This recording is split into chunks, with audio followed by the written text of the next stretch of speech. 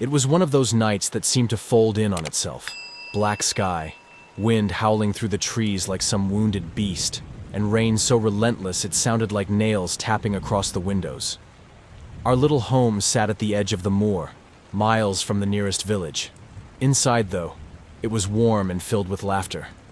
My father, Mr. White, had just lost another game of chess to me, his adult son Herbert, and was grumbling about my lucky streak, while my mother chuckled softly over her knitting near the hearth.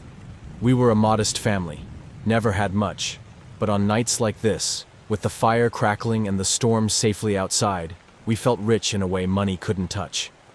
That's when the knock came. At first, we thought it was the wind, but then it came again, firmer, deliberate.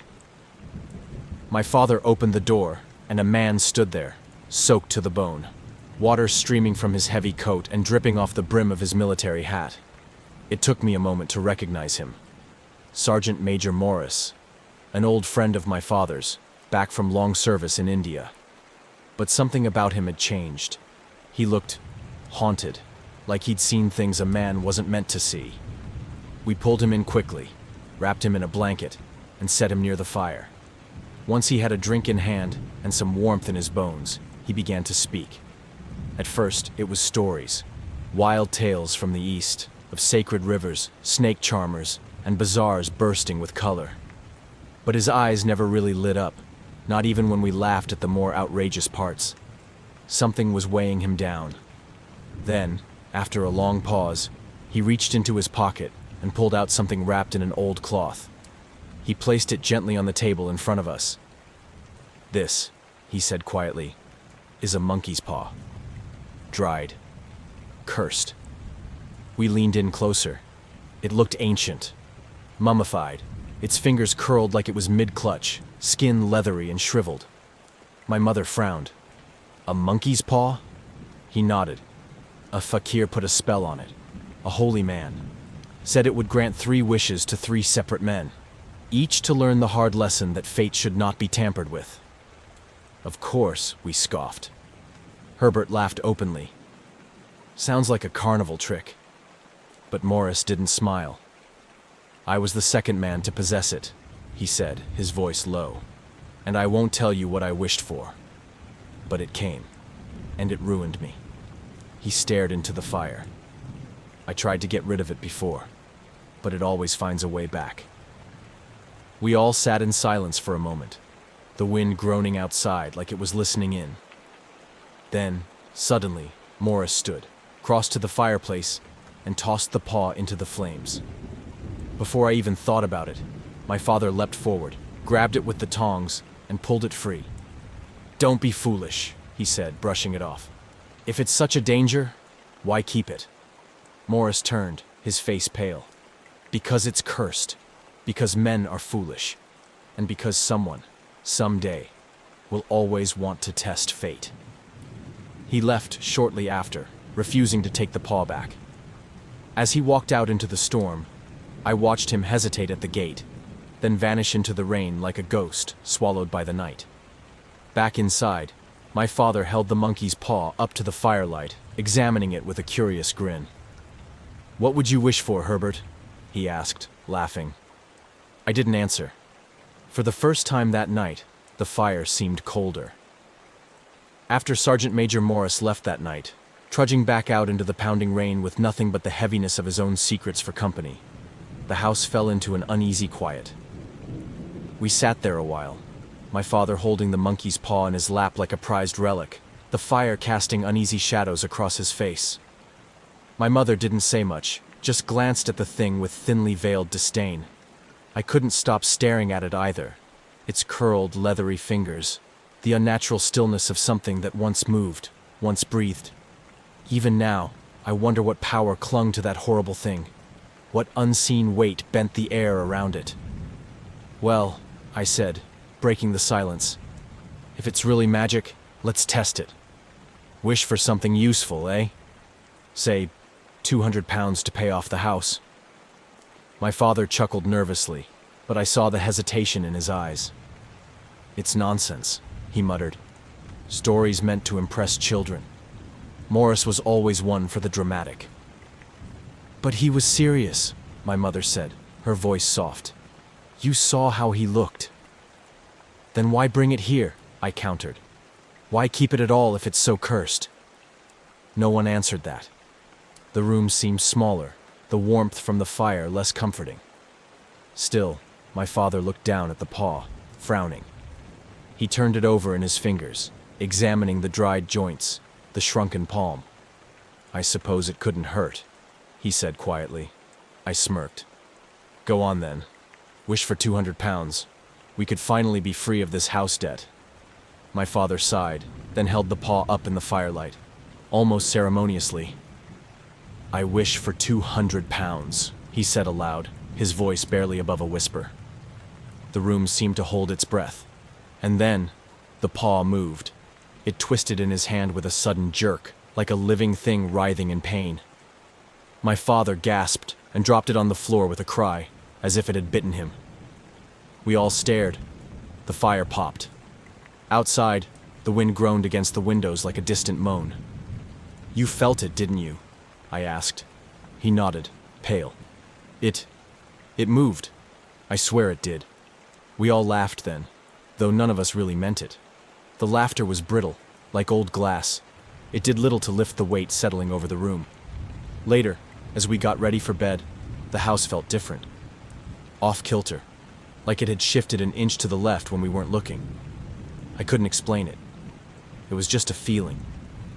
The walls felt thinner, the wind louder, the shadows longer than they should have been.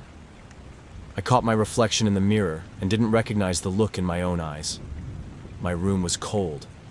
I pulled the blankets higher and tried to shake the unease, telling myself it was just a parlor trick, nerves, the power of suggestion.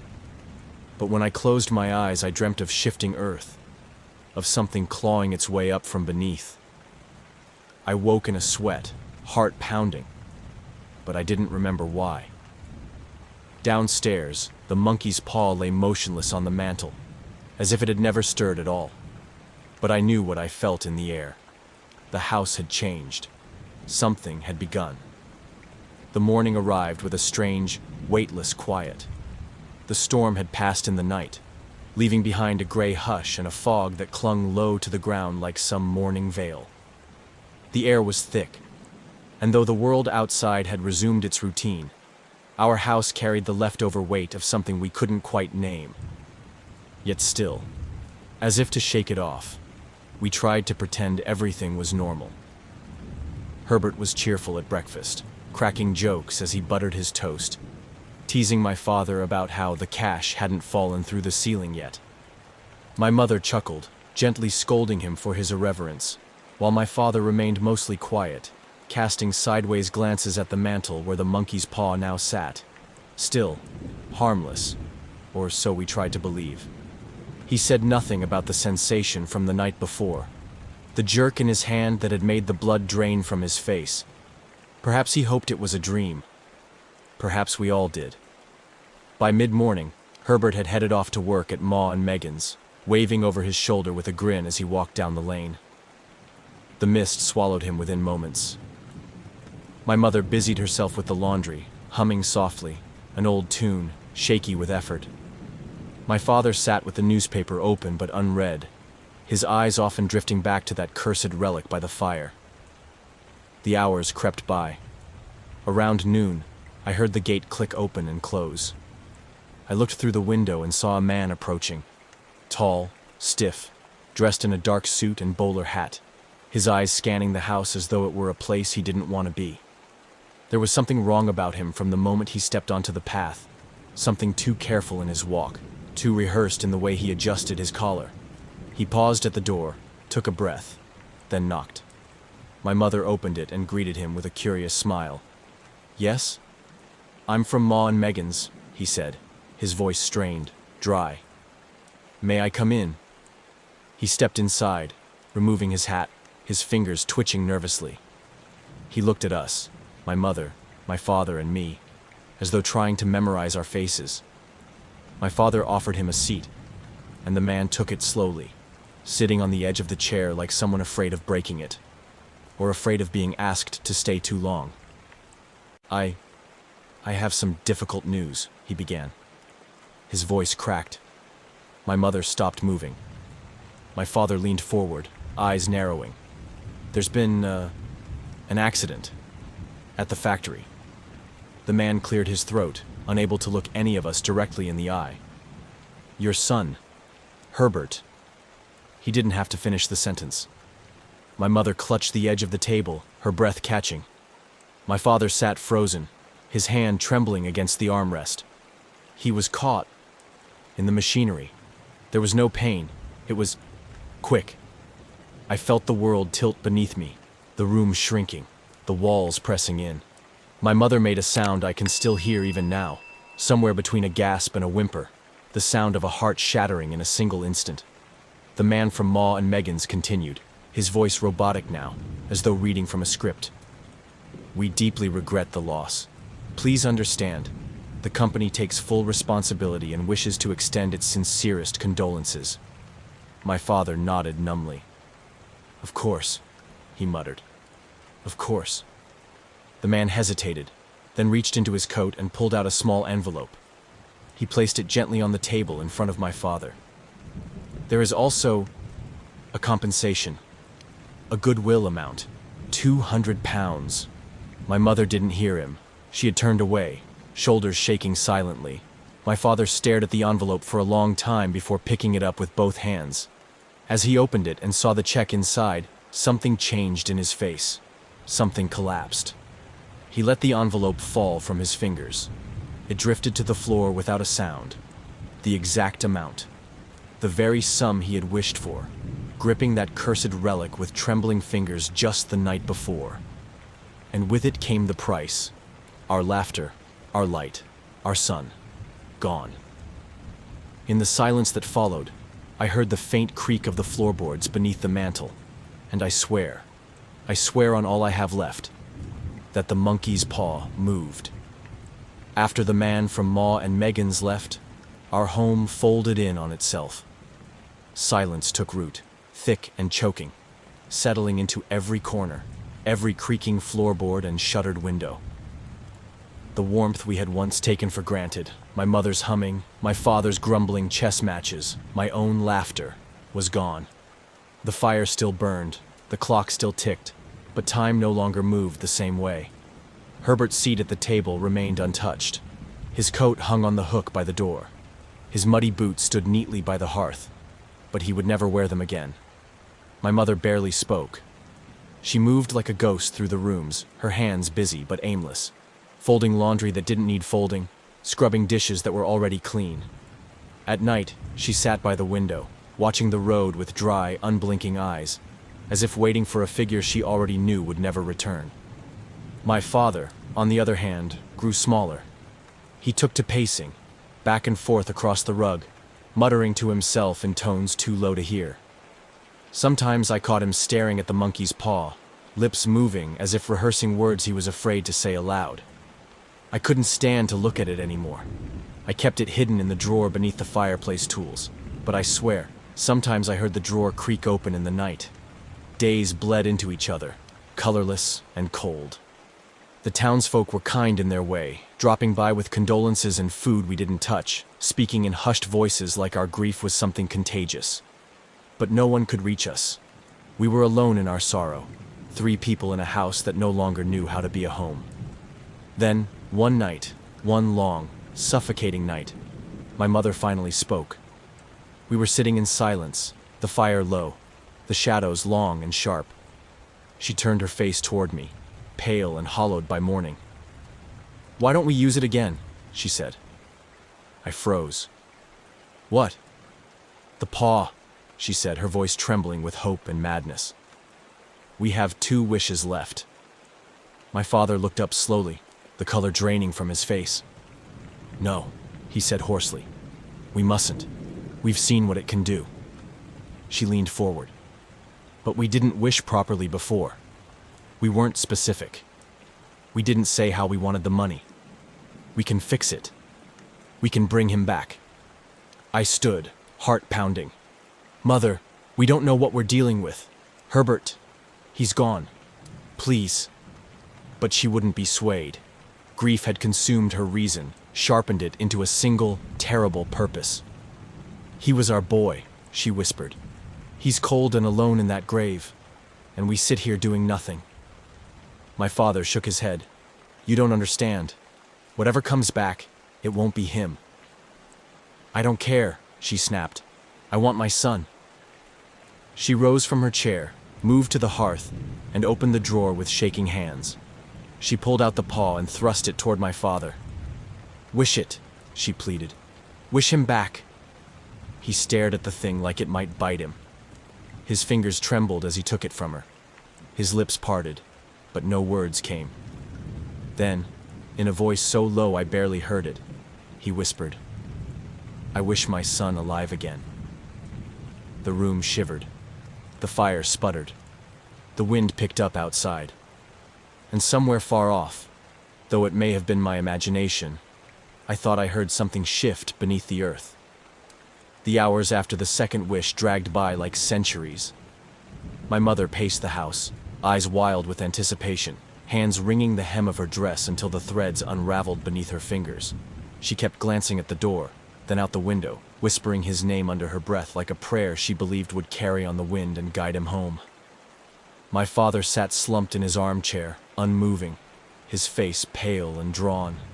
The monkey's paw lay on the mantel again, its fingers curled slightly tighter than before. Outside, the storm returned with sudden violence, rain slashing at the windows, thunder booming like distant cannon fire.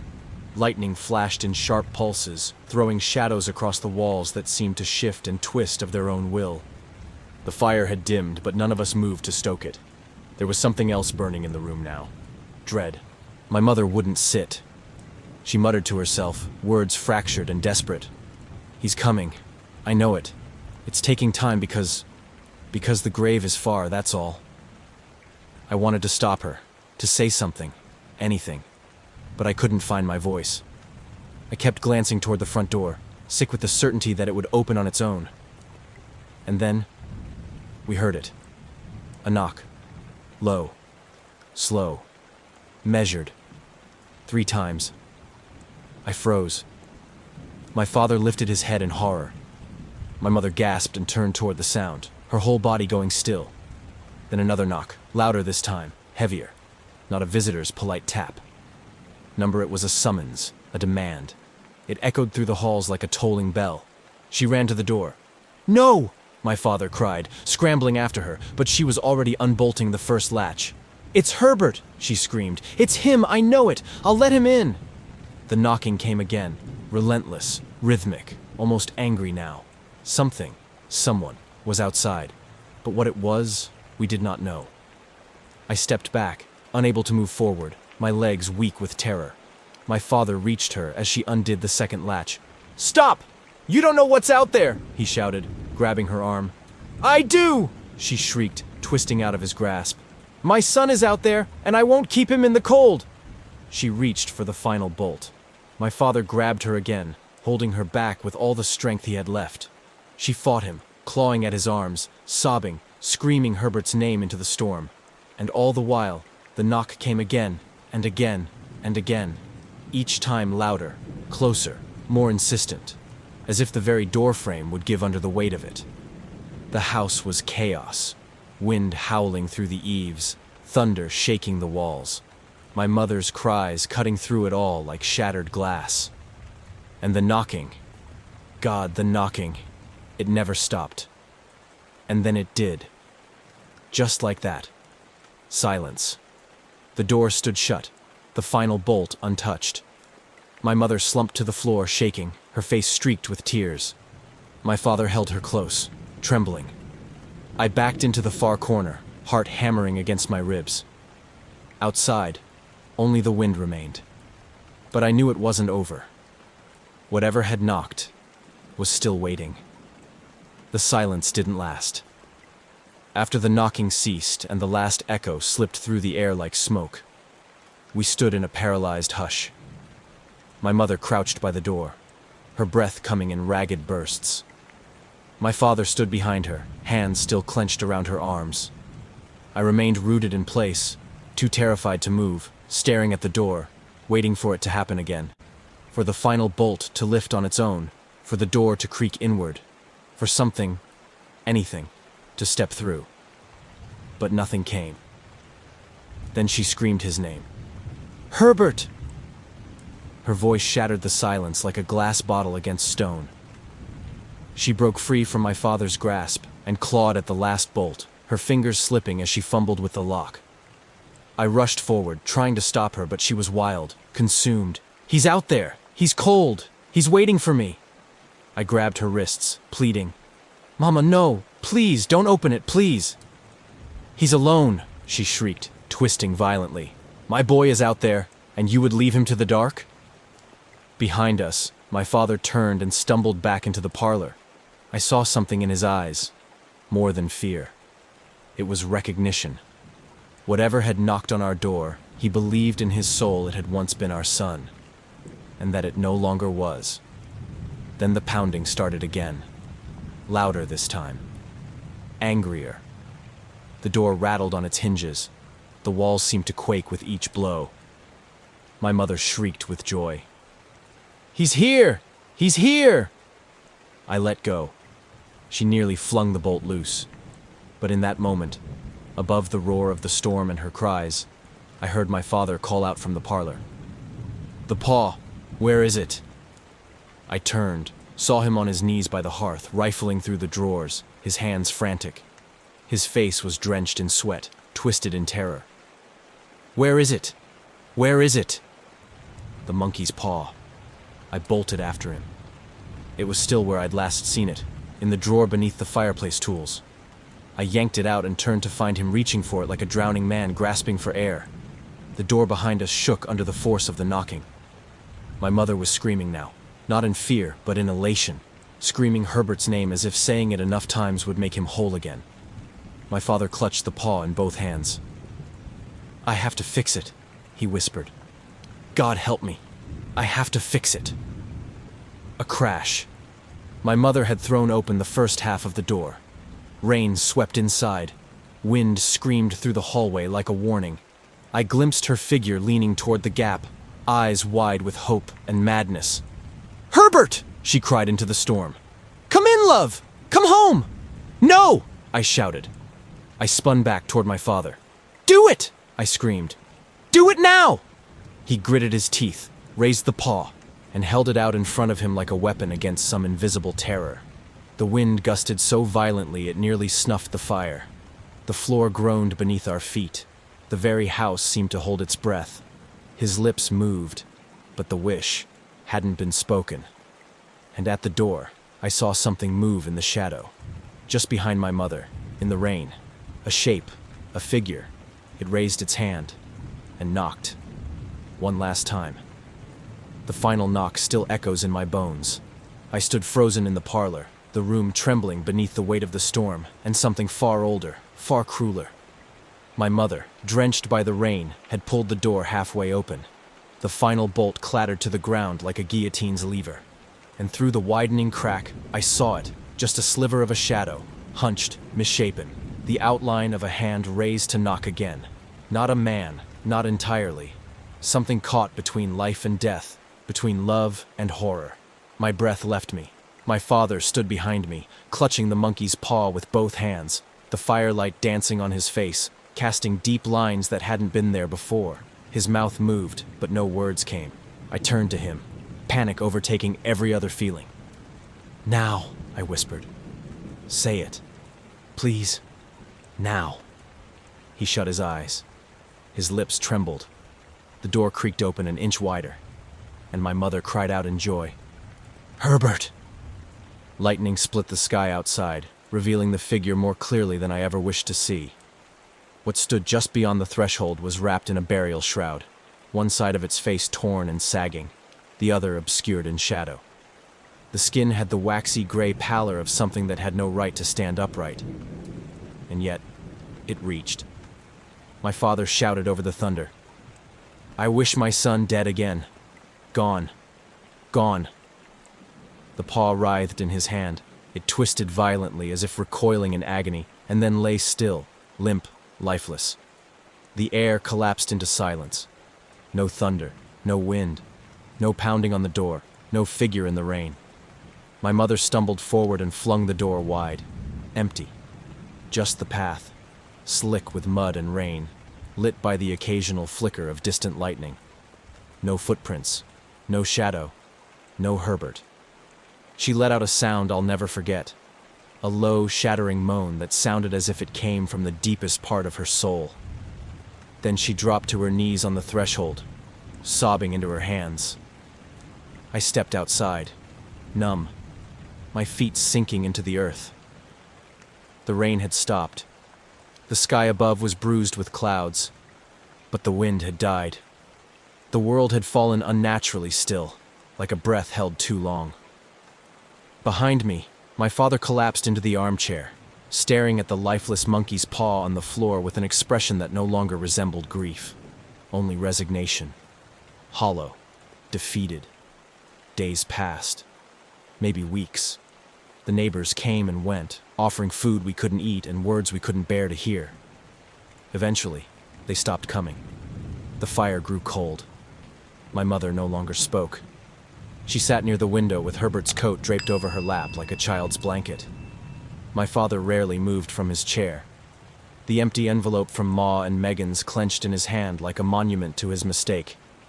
And I wandered the house, avoiding mirrors, avoiding the spot by the door, listening to the wind each night and dreading silence more than noise. The monkey's paw still lies on the mantel. I don't dare touch it. Its fingers have curled inward as if satisfied. 3 wishes, 3 prices. And now nothing remains but the house, crumbling slowly under the weight of absence, of a wish fulfilled and a soul shattered. If you ever come across such a thing, a relic with promises and power, turn away. Let it burn. Fate does not like to be mocked.